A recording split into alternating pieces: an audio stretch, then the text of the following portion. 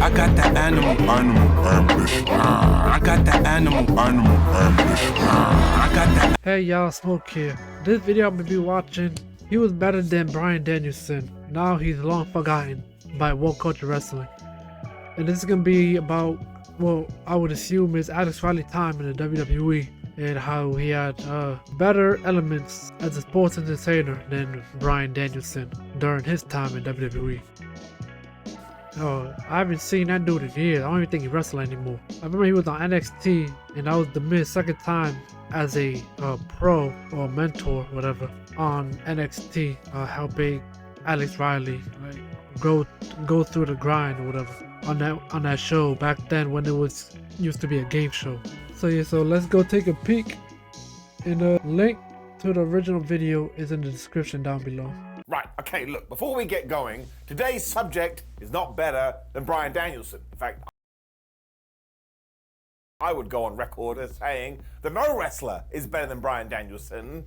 And I genuinely feel privileged to be a wrestling fan when he is wrestling and watch him wrestling and go, ha, flub me, he's good at wrestling. There is a story to all of this though, so sit down and get yourself a cup of coffee or a tea, because that's right, we are going to chat about today, none other than Alex Riley. And we have to go back to the original concept for NXT to do this. And if you don't know, when that did come around, it was a game show.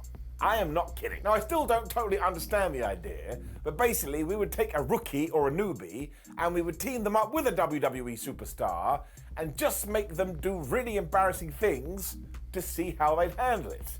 No, I don't get it. I mean, it was the most Vince McMahon thing ever, including going, surprise, you now have to go out in front of thousands of people and cut a live promo, and sometimes even being like, oh, you've got to learn these lines in 2.5 minutes.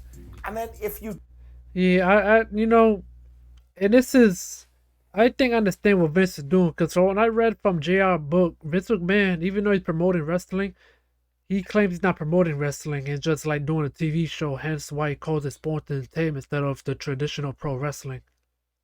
Doing NXT how it was in the beginning to start as a game show, it makes sense, but I don't know, to me it was just stupid though, because I mean, come on bro. Because it feels like they were trying to replace Tough Enough. But instead, these guys already have WWE contracts. I remember it was on Sci-Fi Network, but I guess because it was replacing ECW, it just stood at Sci-Fi for a little bit, and then it got transferred over to the WWE.com. There wasn't even no WWE Network. It was just WWE.com. Bottom line is, this NXT sucked. And then if you did forget, you were dubbed not good enough to become a wrestler. I'm just going to turn this way and start to leave, because that doesn't make any sense. It's why if you do look up Eli Cottonwood or... Yo, no practice, no nothing. Yeah, you got 2 minutes, go. What? Oh my gosh. Make any sense. It's why if you do look up Eli Cottonwood or Michael McGillicuddy, you will die a little bit inside. Because they had to do this. They were talking about moustaches, which obviously is always going to main event WrestleMania, or Genesis. No, not the band Phil Collins. Although if you did think that, shit. Why wouldn't you think that? I mean, nothing else going on here has any kind of logic to it, so yeah, you're going to be the Phil Collins wrestler. This is when it does all tie in, because let's be honest with ourselves, and he would tell you too, Daniel Bryan was a part of this, and he didn't do that much better either. I mean, he was teamed with The Miz, and they did have some kind of a chemistry, but once again, we were just hurling things at this person. I mean, 99.9% of us would have totally dropped the ball. I mean, his thing is you had to come up with a catchphrase. Now, because he is quite a quick thinker, he did come up with snap or tap. Although actually that sounds like some kind of kid's card game. It meant that Daniel soon became unsure of himself, and this was by design. Every little thing here was meant to make you feel uncomfortable in your tum-tum. I'm sure you can see where we're going with this as well, because there was one dude that somehow thrived in such a situation, and more power to him. That's right, it was Alex Riley. And he debuted on the 2nd season of this as some sort of shock jock athlete, but he did have something, like during his first ever entrance, once again, was in front of thousands of people, he heard somebody heckling him, so he went up and got in their face like, don't you talk like that to me. Now, that is instincts, but also, within the confines of NXT, they didn't want you to do anything like this, but he did.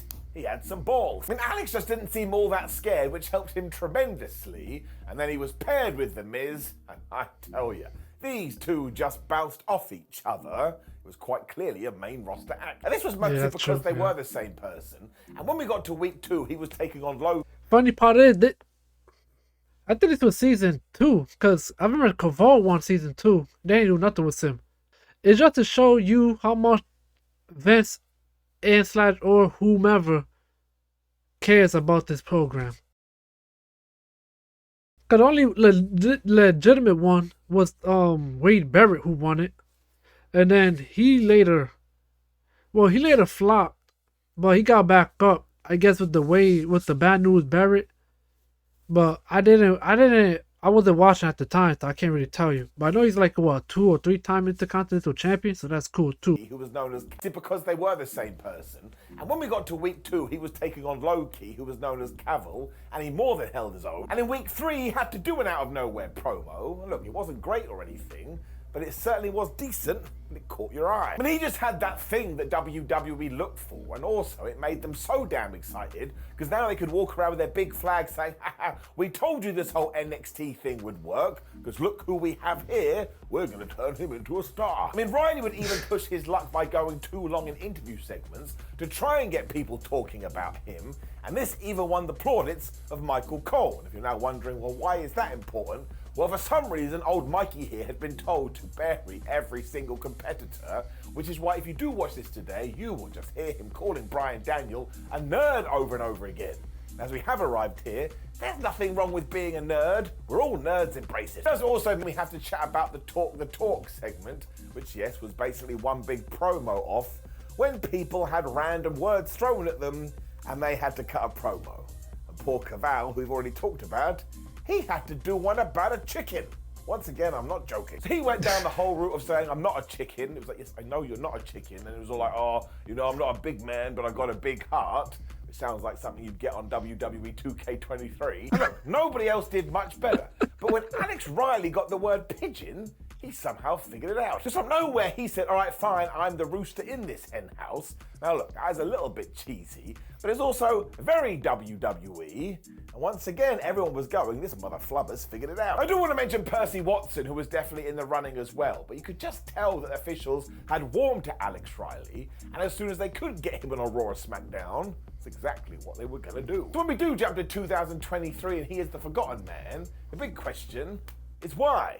Well, obviously, I'm going to tell you. Now, you can still see the fingerprints of this on modern day TV, but if you go back to the 2010s, Vince McMahon's favorite thing to do was to team 2 people up so he could just split them up again. I mean, it makes absolutely no sense. Apparently, according to Vince, if you have a friend, eventually one of you is going to stab the other in the back. So this is exactly what we did with The Miz and Alex Riley in 2011, but I would just shout it to the rooftops.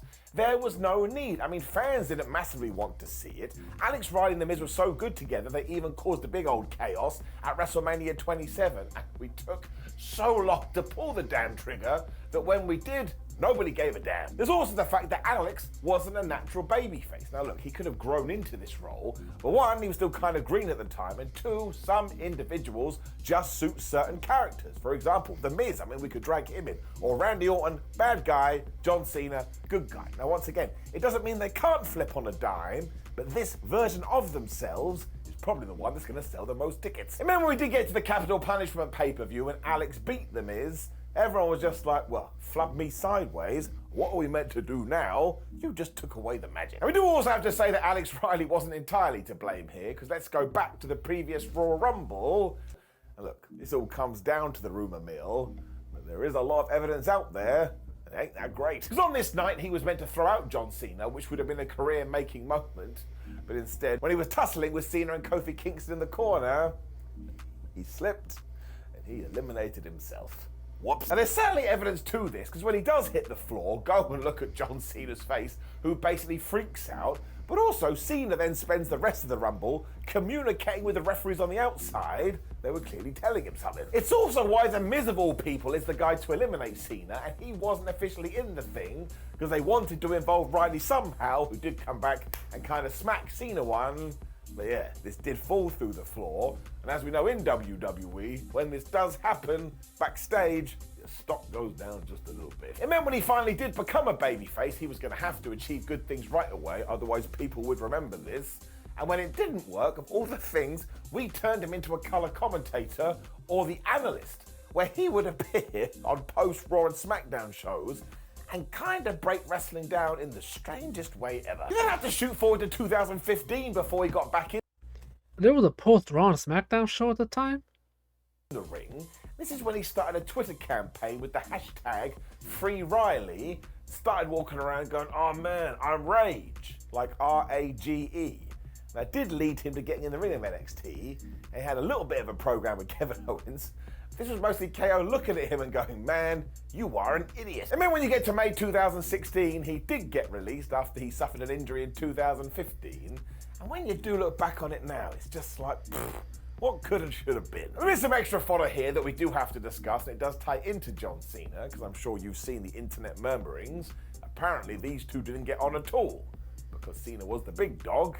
Well, that ain't great. Arn Anderson has weighed in on this, and he says that Riley once shrugged off some advice from Cena, but that just seems so daft to me. Like if I was backstage and John came up and said, Simon, I think you should do a dog gimmick, I'd be like, woof, woof, how loud should I bark? Alex has come out and said that it's down to some backstage arguments, and there are Yeah, that's true, but I mean, you know, everybody has pride, everybody has egos and stuff, so that's just how it is. Not even just in wrestling, just in life. Alex has come out and said that it's down to some backstage arguments, and there are some clips out there of them getting really physical in the ring. But man, we're never going to know. But if you don't get on with the biggest star in the company, I'm not really sure what you can do. The nice news is that Riley did make a comeback this year in the NWA, and I'm not sure what he wants to do now, but hopefully he can close the chapter on this book. But it just goes to show. I remember seeing all of this back in 2010, 2011, and even I was like, oh man, Alex Riley is going to fly. Here we are 10 years later, well, he didn't really do much of anything. I mean, he still did make it to WWE, which is incredible, never forget that, but yeah, I at least thought he'd have a run as the Intercontinental Champion. Sometimes wrestling can be totally crazy. So now look, please do leave me a comment below and let me know what you think about Alex Riley, and maybe more importantly, what did you think about the original concept for NXT? Because I remember watching that too, and I was like, man, maybe this ain't for me anymore. This a weird show. Also, you can click the video that's on the screen right now to continue on your video journey here at What Culture. When you can like the video, share the video, and subscribe. We also have a website called whatculture.com where we talk about this kind of stuff all of the time, in case you do like to read. Yeah, that was a cool bit. Again, NXT, they broke kayfabe in a way, just because they have you do these competition that to challenge your mic skills and your strengths, even I guess your wrestling ability, and how to work the crowd. So that was cool on their part, especially for WWE standard, who don't really want to break that fourth wall. Well, season 1, I don't know about the other season. It was the winner of season 1 gets a championship match, right? Not just a regular championship match. No. We're talking about a main event pay-per-view match for a world championship. I was like, what? That's crazy. Matter of fact, they did the same thing in season 2, but Kuval didn't do anything in that company. They let him go because I don't know. But yeah, kudos to Alex Riley. Did he say he was on NWA recently? So that's cool. But yes, thank God for watching. Peace. I'm out.